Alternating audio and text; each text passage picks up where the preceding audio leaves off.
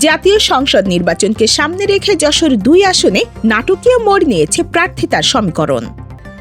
Appeal যুদ্ধের ময়দানে কেউ ফিরছেন জয়ের হাসি নিয়ে, আবার কারো ভাগ্য ঝুলে আছে নির্বাচন কমিশনের সিদ্ধান্তের অপেক্ষায়।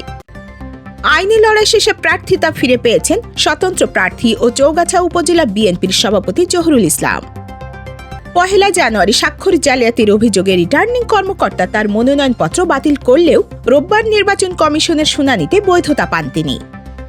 ১% ভোটের স্বাক্ষরে গড় মিলের অভিযোগ কাটিয়ে ফের ভোটের মাঠে নামছেন এই বিএনপি নেতা। তবে ভিন্ন চিত্র জামায়াত প্রার্থী ডক্টর মুসলে উদ্দিন ফরিদের ক্ষেত্রে। পুরনো একটি ক্রেডিট কার্ডের ঋণ খেলাপির অভিযোগে শুরুতে মনোনয়নপত্র বাতিল হয় তার, যদিও সেই ঋণ তিনি পরিশোধ করেছেন ১ জানুয়ারি। তবুও সামনে এসেছে নতুন জটিলতা। বিএনপির প্রার্থী সাবিরা সুলতানও অভিযোগ তুলেছেন ডক্টর ফরিদের দ্বৈত নাগরিকত্ব নিয়ে। এই অভিযোগের পরিপ্রেক্ষিতে নির্বাচন কমিশন আপাতত তার প্রার্থিতা স্থগিত রেখেছে।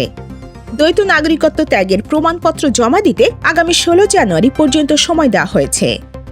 সেদিনই চূড়ান্তভাবে জানা যাবে ভোটের মাঠে থাকছেন কিনা তিনি। এদিকে বিএনপির প্রার্থী সাবিরা সুলতানার নিজের প্রার্থিতাও এখন চ্যালেঞ্জের মুখে। হলফনামায় তথ্য গোপনের অভিযোগে তার বিরুদ্ধে আপিল করা হয়েছে। আগামী ১৮ জানুয়ারি সেই আপিলের শুনানি অনুষ্ঠিত হওয়ার কথা রয়েছে।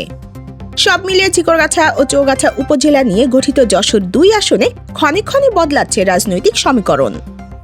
চূড়ান্ত লড়াইয়ে কারা থাকছেন তা জানতে আগামী ১৮ জানুয়ারি পর্যন্ত অপেক্ষা করতে হবে যশোরবাসীকে।